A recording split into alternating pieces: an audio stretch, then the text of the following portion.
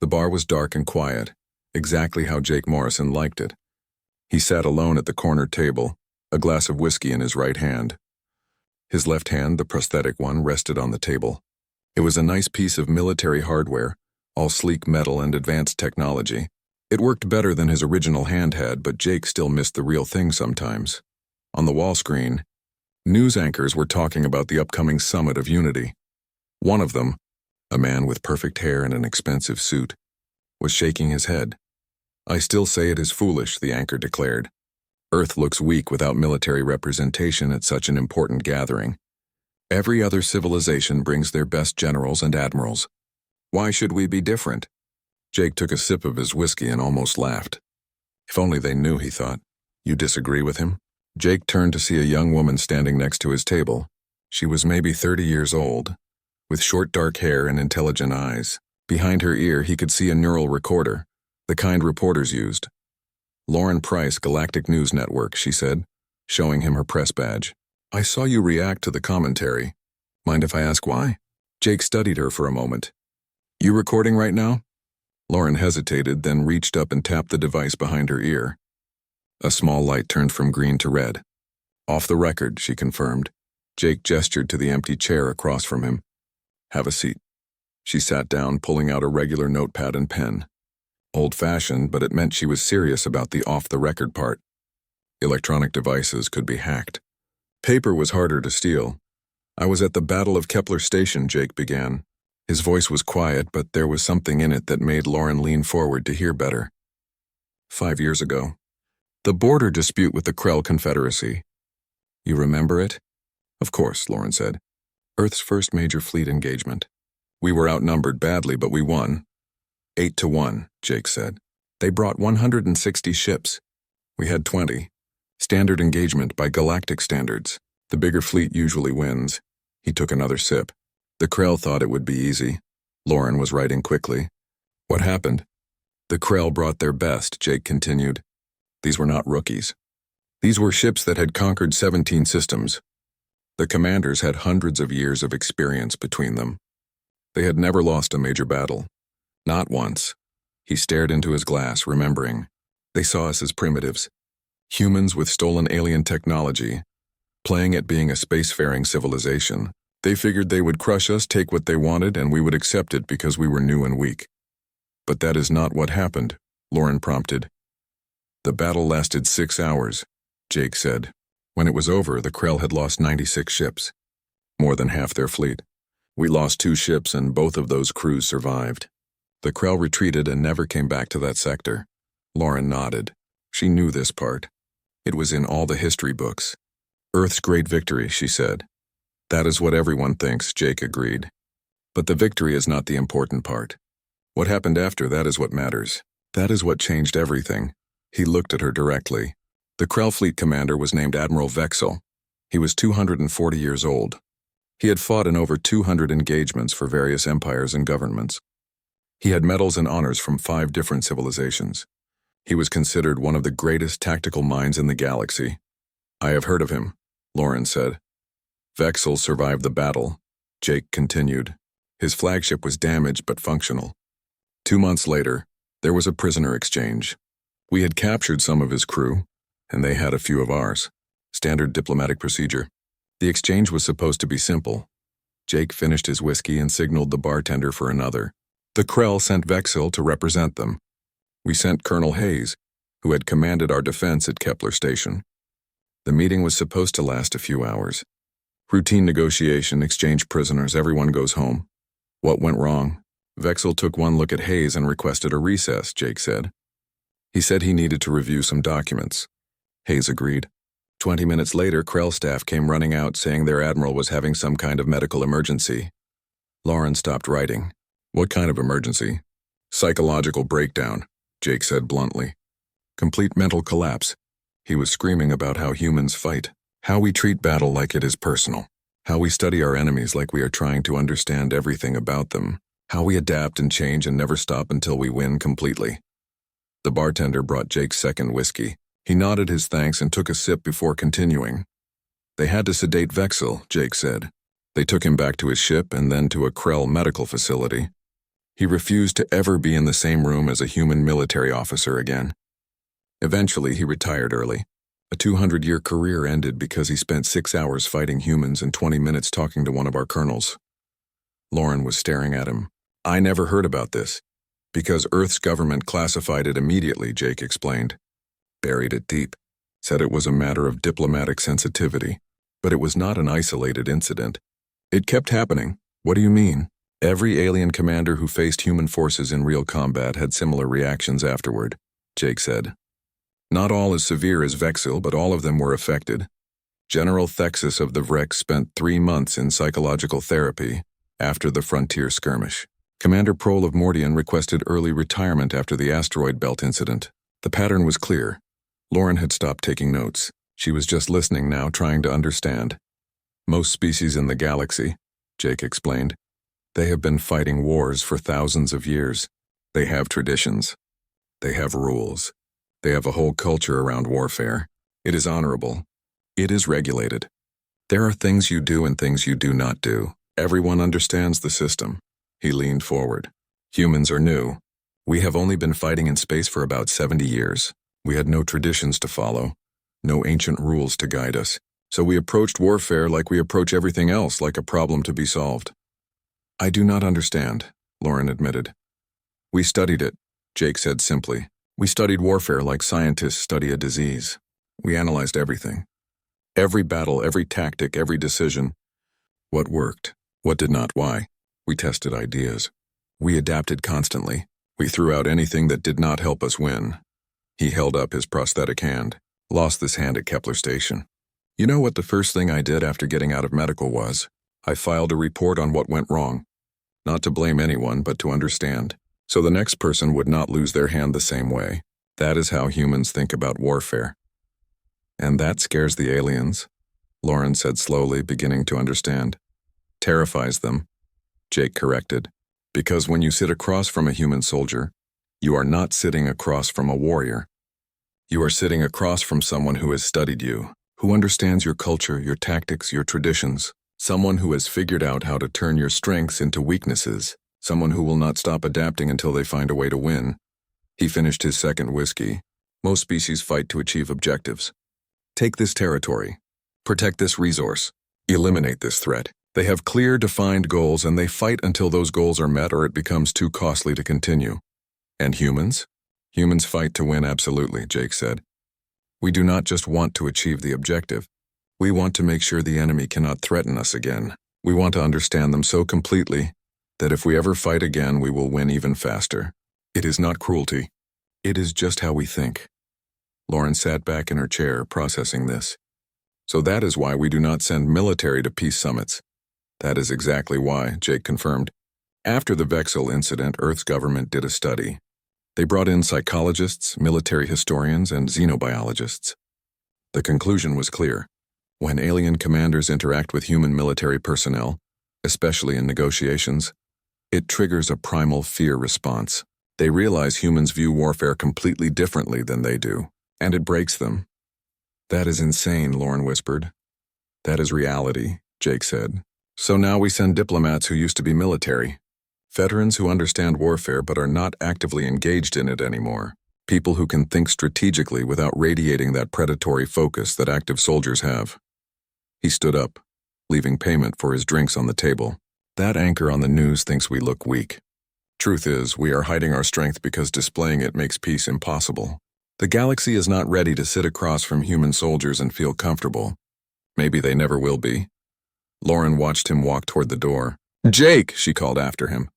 Why tell me this if it is classified? He looked back at her. Because you asked. And because sometimes the truth needs to leak out slowly, unofficially. The galaxy needs to understand why we do things differently, just maybe not all at once. Then he was gone, disappearing into the night. Covenant Station hung in the darkness of space like a jewel. It was massive, bigger than most cities on Earth. The station had been built specifically for diplomatic meetings between different civilizations. Neutral territory where no single species had power over the others. The Summit of Unity had drawn delegations from 73 different worlds. Each brought their finest ambassadors, their smartest scientists, and their most experienced military advisors. Ships filled the docking bays. The corridors buzzed with hundreds of languages being translated in real time.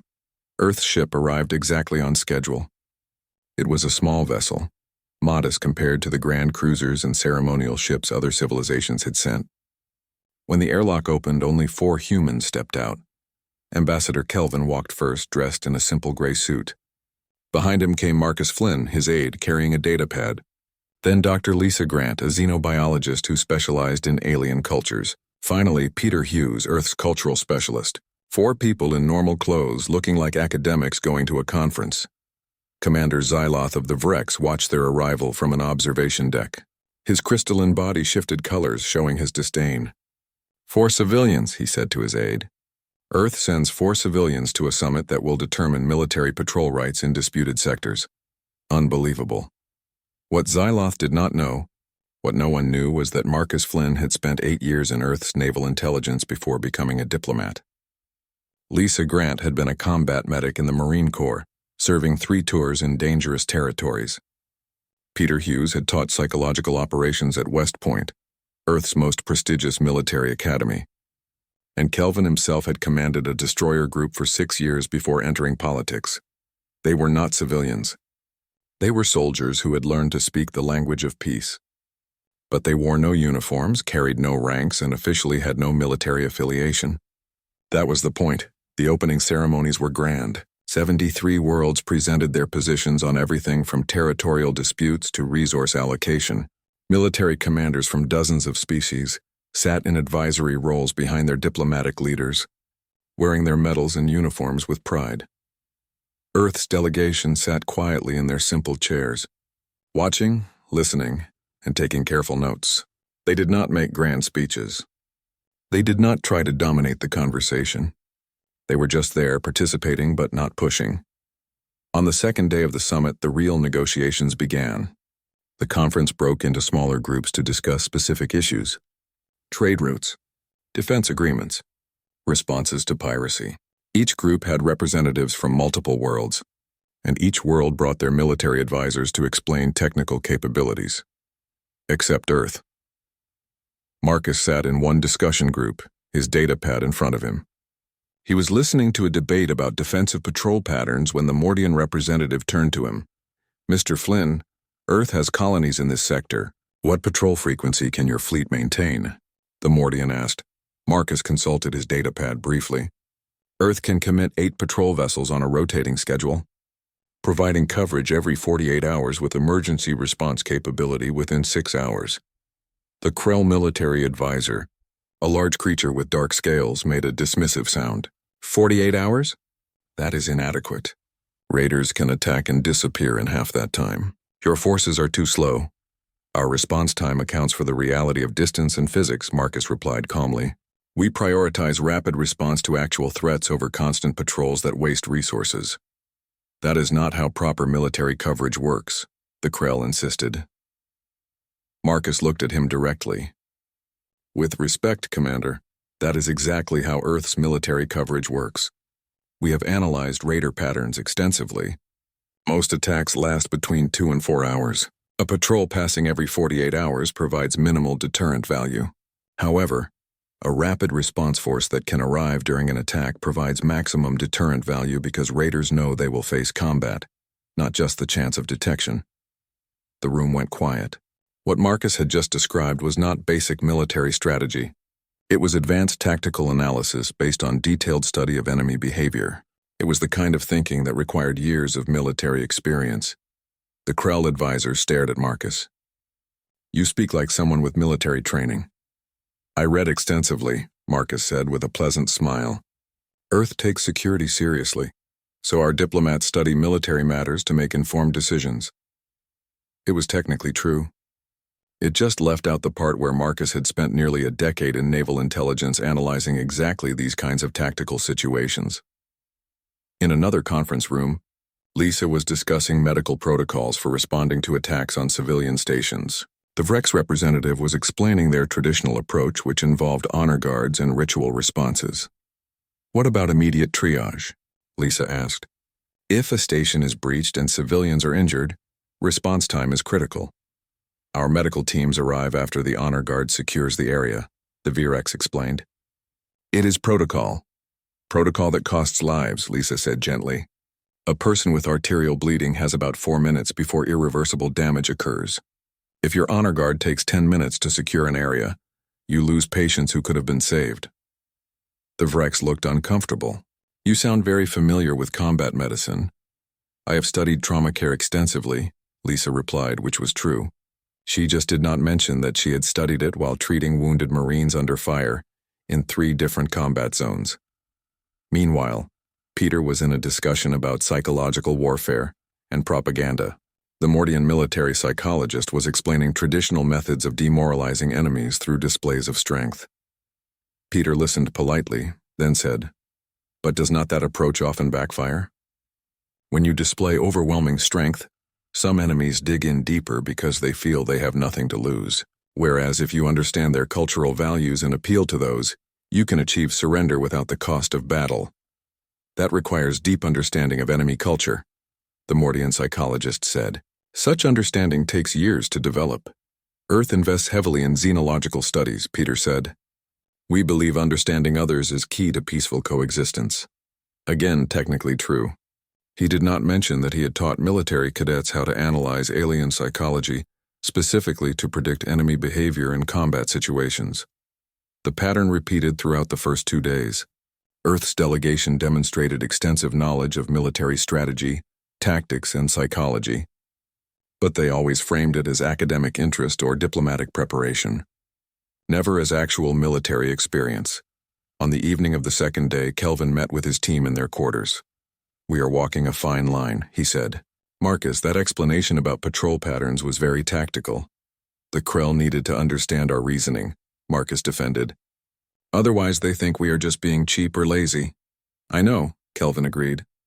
"But we need to be careful. The whole point is to avoid revealing our military backgrounds." "Is it working?" Lisa asked. "They keep looking at us strangely."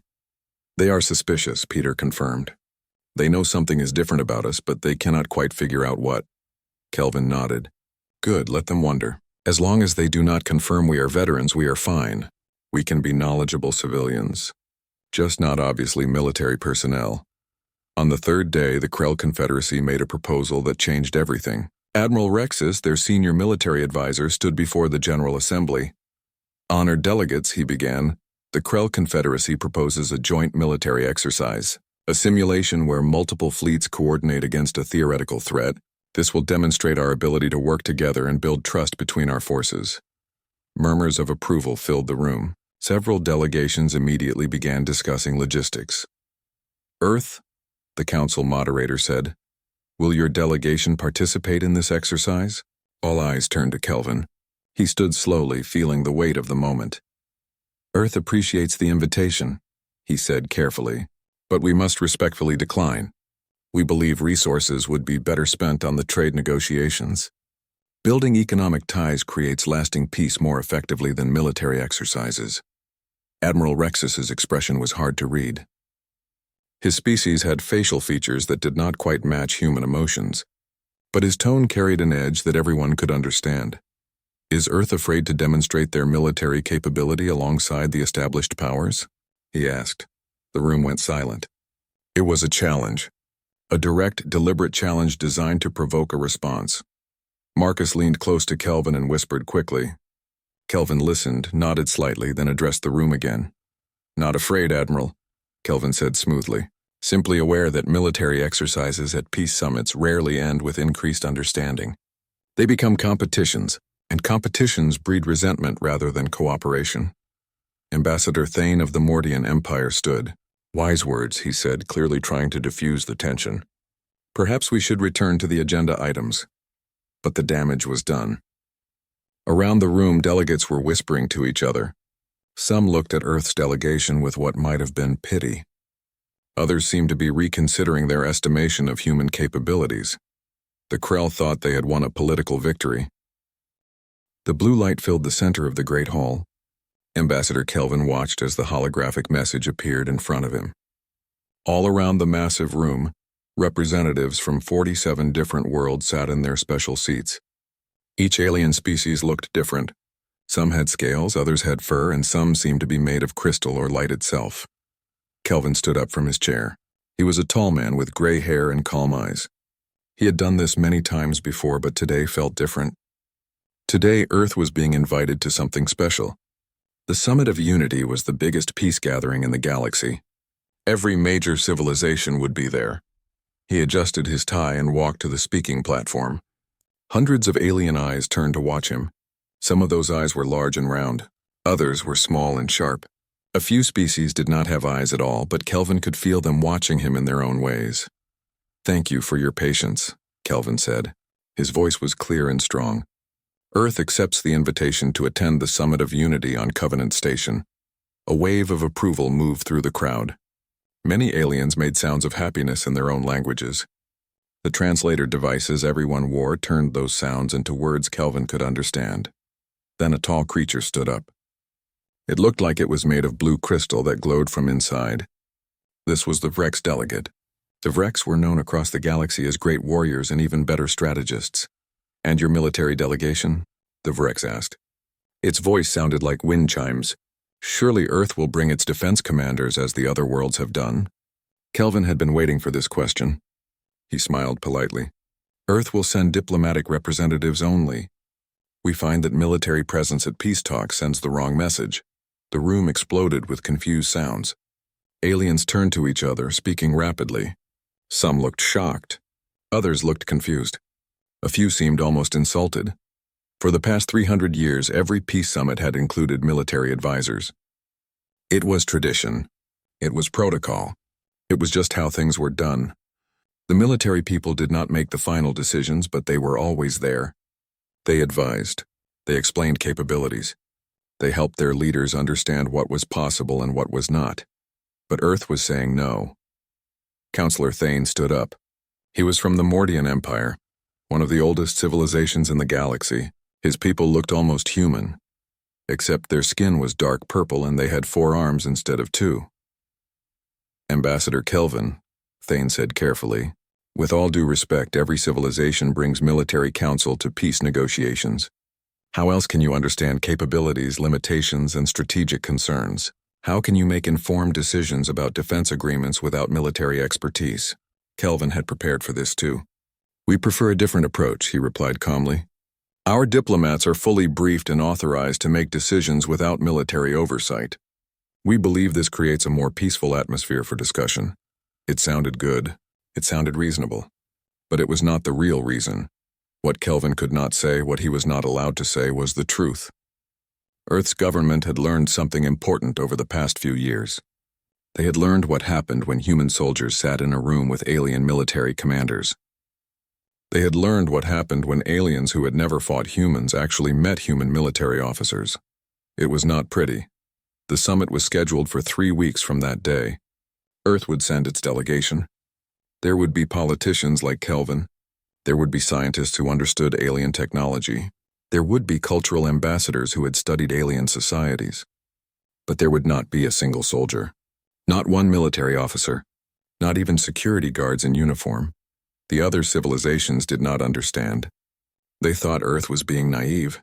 Some thought it was arrogance.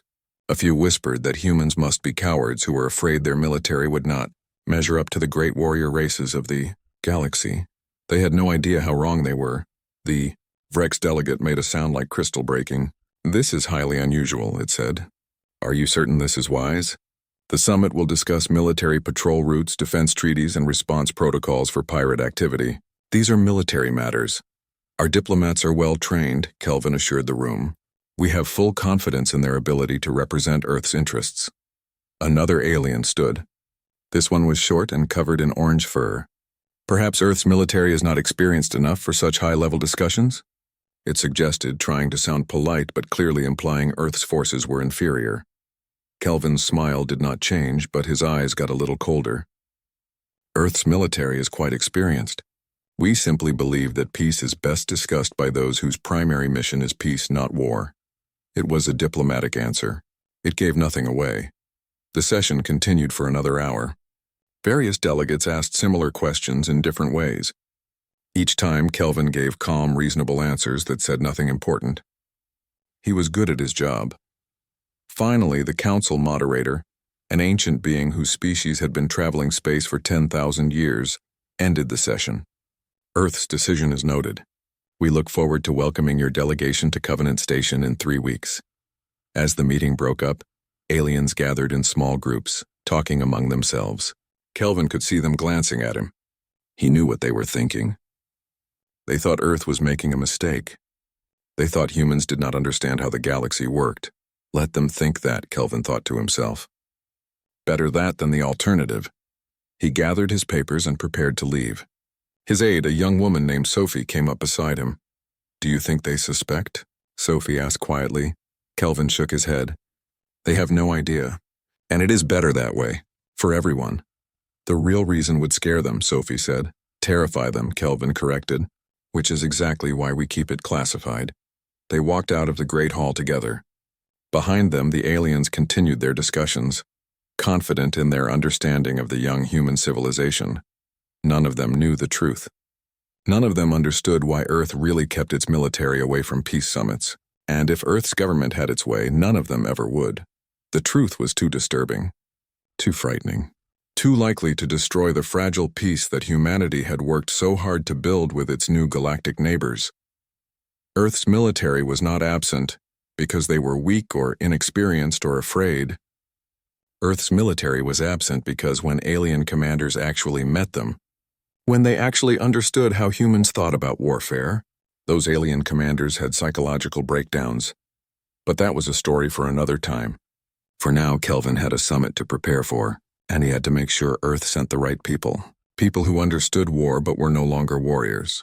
People who could negotiate without making the aliens too uncomfortable. It was a delicate balance. But then again, everything about humanity's relationship with the galaxy was a delicate balance. The 4th day of the summit started normally. Delegations gathered in their respective conference rooms to continue negotiations. Earth's team was working on trade agreements when the alarm started. The sound was loud and urgent, cutting through every conversation on the station. Red lights flashed in the corridors. Automated voices announced in multiple languages that an unauthorized vessel had entered the defensive perimeter. Within seconds, the organized calm of the summit dissolved into controlled chaos. Military advisors from every delegation rushed toward command centers. Security personnel directed civilians to safe areas. The station's defensive systems came online with mechanical precision. Earth's delegation remained in their quarters. Kelvin, Marcus, Lisa, and Peter gathered around the tactical display that was standard in all diplomatic suites. The screen showed the station and the surrounding space. 3 ships, Marcus said, pointing to the red dots on the display, moving in a spread formation. That is not military standard for any species we know. Pirates, Lisa confirmed, pulling up identification data, or raiders. They are ignoring all communication attempts. Peter was already accessing the station's security network through his diplomatic console. As a cultural specialist, he had legitimate access to observe how different species responded to threats. What the system did not know was that he was also analyzing the tactical situation with years of military training. "The Virex commander is coordinating the response," Peter reported. "Standard defensive formation. They are focusing on protecting the station while driving off the attackers." "Textbook approach," Marcus agreed, watching the defensive ships move into position. "Should work fine against raiders." Kelvin stood with his arms crossed, his eyes moving over the display. He was not panicking. None of them were. They had all been in far more dangerous situations than this. But they were also officially just diplomats, so they needed to act concerned but not too knowledgeable. The station's defensive fleet consisted of 20 ships from various civilizations. They moved into formation with reasonable coordination. The 3 raider vessels kept coming, still ignoring communication attempts. "They are either very stupid or very desperate," Lisa observed. 20 defensive ships against 3 raiders is not good odds. Then the situation changed. One of the raider ships suddenly launched a spread of missiles. Not at the defensive fleet, which would have made tactical sense, but at the station itself, specifically at the docking ring where civilian support vessels were berthed. "They are targeting civilians," Peter said, his voice going flat in a way his teammates recognized. It was his combat voice, the one he used when tactical analysis took over. The defensive batteries engaged immediately. Bright flashes of light filled the screen as interceptor fire tried to destroy the incoming missiles. Most of the missiles exploded harmlessly, torn apart by the defensive grid. But 2 missiles got through. Lisa was already running calculations. Impact point is Section 7 Alpha. Civilian quarters.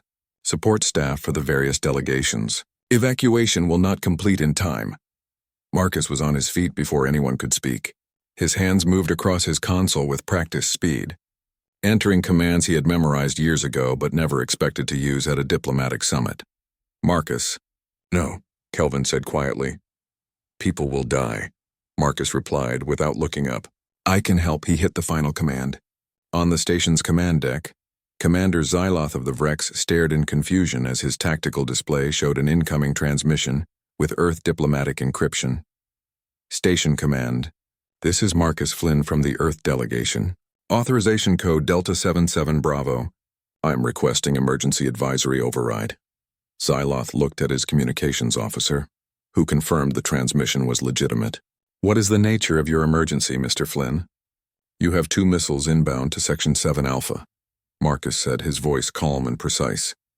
Your interceptor solution is focused on trajectory prediction, but those are older Krell smart warheads. They will dodge predictable fire patterns.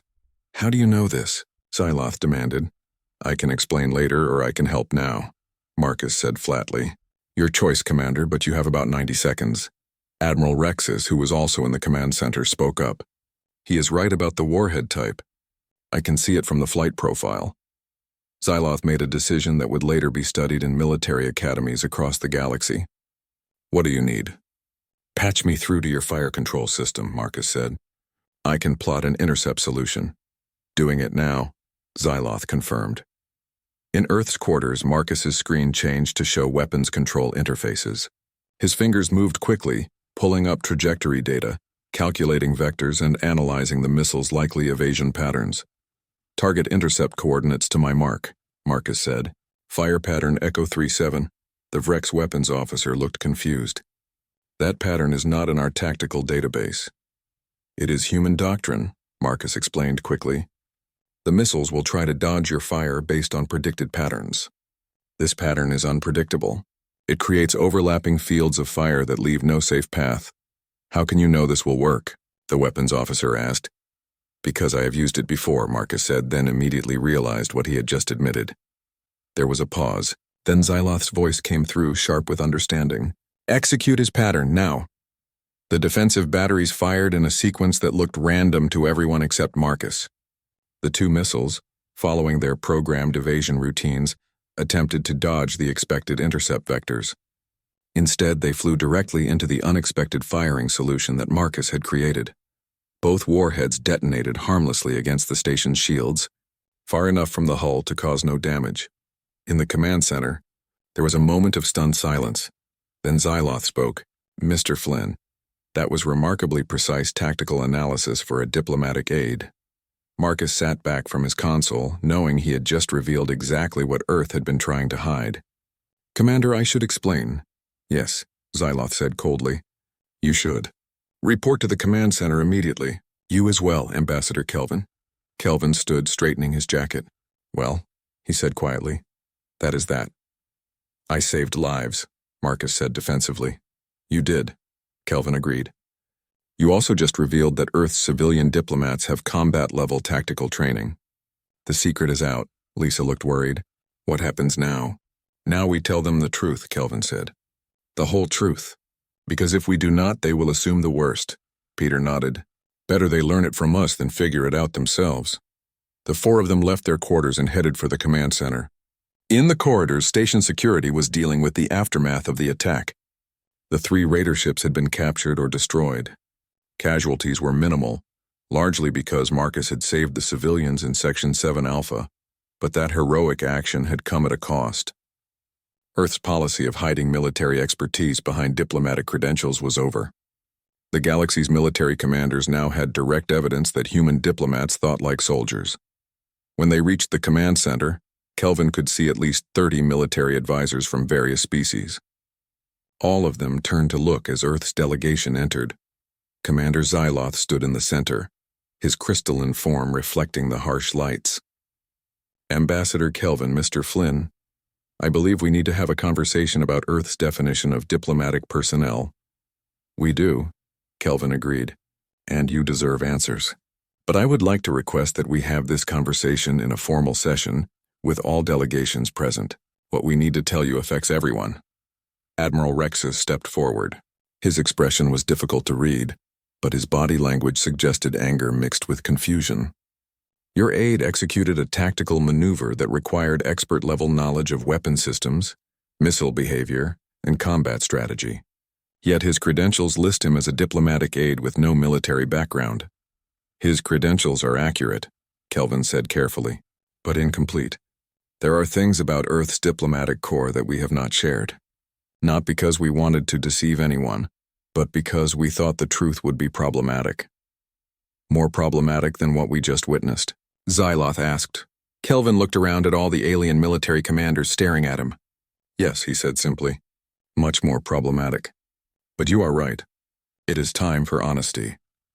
The council is convening an emergency session in 1 hour, the station moderator announced over the communication system. All delegations are required to attend. Kelvin nodded. We will be there. And we will explain everything. As they left the command center, Marcus spoke quietly. I am sorry. I just reacted. Do not apologize for saving lives, Kelvin said. You did the right thing. We all knew this policy could not last forever. At least this way we can control how the truth comes out. Will they understand? Lisa asked. Some will, Peter said. Others will be angry or frightened. But at least they will know why we do things the way we do. They had 1 hour to prepare. 1 hour to figure out how to explain to 73 different civilizations why Earth sent veterans instead of soldiers to peace summits. 1 hour to make them understand that it was not deception but consideration that drove Earth's policy. It was not going to be easy. But then again, nothing about humanity's integration into galactic society had been easy.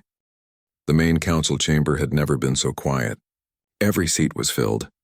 Representatives from 73 worlds sat in tense silence waiting. Military advisors stood behind their diplomatic leaders, arms crossed or whatever their species did to show they were waiting for answers. Commander Xyloth stood at the center podium. His crystalline body caught the light and scattered it across the room in patterns that would have been beautiful if the mood had been less serious. We are here, Xyloth began, because of what happened during the attack on this station. Marcus Flynn, listed as a diplomatic aide for Earth, executed a tactical maneuver that saved 47 lives. His solution was not lucky. It was not instinctive. It was the work of someone with extensive military training. He paused, letting that sink in. This raises questions about Earth's delegation, about their credentials, about whether they have been honest with this council. Admiral Rexus stood. I will speak plainly. Earth claims to send only diplomats to peace summits. Yet their diplomatic aid demonstrates combat-level expertise in weapon systems. This appears to be deception. Murmurs of agreement rippled through the chamber. Many delegations looked at Earth's 4 representatives with suspicion or anger. Kelvin stood slowly. He looked tired, but his eyes were clear and determined. Commander Xyloth, Admiral Rexus, honored delegates, you are right to demand answers, and Earth will provide them, but I ask for your patience as I explain something that is not simple. Begin, the council moderator said. Kelvin took a breath. Marcus Flynn is a diplomatic aide. That is his current position, his current job. But before he became a diplomat, he served 8 years in Earth's naval intelligence. He left military service 3 years ago and transitioned to diplomatic work. The chamber erupted. Aliens turned to each other, speaking rapidly. Some looked angry. Others looked confused. So you admit he is military personnel? Rexus demanded. No, Kelvin said firmly. He was military personnel. He is not anymore. There is a difference, an important difference in human culture. Explain this difference, Xyloth said coldly. Kelvin gestured to his team. Marcus is a former intelligence officer. Dr. Lisa Grant served as a combat medic in our Marine Corps for 6 years. Peter Hughes taught psychological operations at our primary military academy for 5 years. And I commanded a destroyer group for 6 years before entering politics. The silence that followed was absolute. You could have heard a pin drop in that massive chamber. You are all soldiers, Thane said slowly, his forearms gesturing in disbelief. We were soldiers, Kelvin corrected. We are not anymore. We are diplomats. How is that different? The Mordian representative asked. Lisa Grant stood. She was smaller than most people in the room, human or alien, but her voice carried clearly. May I explain something about Earth culture? Something that I think this council does not understand. Xyloth gestured for her to continue. On our world, Lisa began, military service is not a permanent identity. It is not a caste you are born into or a role you play for your entire life. Citizens serve for a period of time, usually between 4 and 20 years. Then they return to civilian life. They become teachers, doctors, politicians, or diplomats. The training stays with them. The discipline stays with them. But they are not soldiers anymore. She looked around the room. We have a saying on Earth, once a soldier, always a soldier. But what it means is that the experience never truly leaves you. The way you think, the way you analyze problems, the way you stay calm in emergencies. These things become part of who you are. But that does not mean you are still in the military. Peter Hughes stood next to her. When Marcus saw those missiles heading for civilians, he did not think about diplomatic protocols. He did not consider political implications. His training took over. He saw people in danger and he acted to save them. That is what the training does. It becomes instinct. This still does not explain why Earth hides this, Rexus said. Why not simply tell us you send former military as diplomats? Kelvin looked at Marcus, who nodded. It was time for the full truth. Because, Marcus said, standing up, we learned what happens when we do not hide it. We learned what happens when alien military commanders meet active human military officers. He pulled up files on the main display, documents that Earth had kept classified. These are psychological evaluations of alien commanders who have fought against human forces. Admiral Vexel of the Krell, General Thexus of the Vrex, Commander Prohl of Mordian. All experienced warriors, all decorated veterans, all suffered severe psychological trauma after engaging human military forces in combat. The room was silent again, but now the silence felt different. Heavier. It is not because we are more brutal, Marcus continued. It is not because we have better weapons. It is because of how we think about warfare. He looked directly at Rexus. Most species in this room have been fighting wars for thousands of years. Your military traditions are ancient. You have honor codes. You have established tactics. You have rules that everyone understands and follows. War, for you, is a part of your culture with deep roots and clear boundaries. Marcus brought up another file. Human military doctrine is 70 years old. We had no galactic traditions to follow, no ancient rules to guide us. So we approached warfare the way humans approach any problem. We studied it. We analyzed it. We tested everything. Peter stepped forward. Every battle becomes a learning opportunity. Every tactic gets examined. What worked? What did not? Why? We adapt constantly. We discard what does not help us win. We keep what does. There is no tradition holding us back. No honor code limiting our options. Just pure efficiency. That sounds cold, Thane observed. It is, Peter agreed. And when your commanders sit across from human military officers, they see that coldness. They see people who have studied them, who understand their culture, their tactics, their traditions better than they understand themselves, who have figured out how to turn every strength into a weakness. Lisa pulled up a specific file. Admiral Vexel attended a prisoner exchange 2 months after the Battle of Kepler Station. He sat across from one of our colonels for 20 minutes. Just 20 minutes of normal negotiation. Then he had a complete psychological breakdown. He had to be sedated and removed from the station. She looked around the room. Vexel was 240 years old. He had fought in over 200 battles. He was considered one of the greatest tactical minds in the galaxy, and 20 minutes with a human colonel broke him. Why? Xyloth asked quietly. Because he realized how humans think about warfare, Lisa said.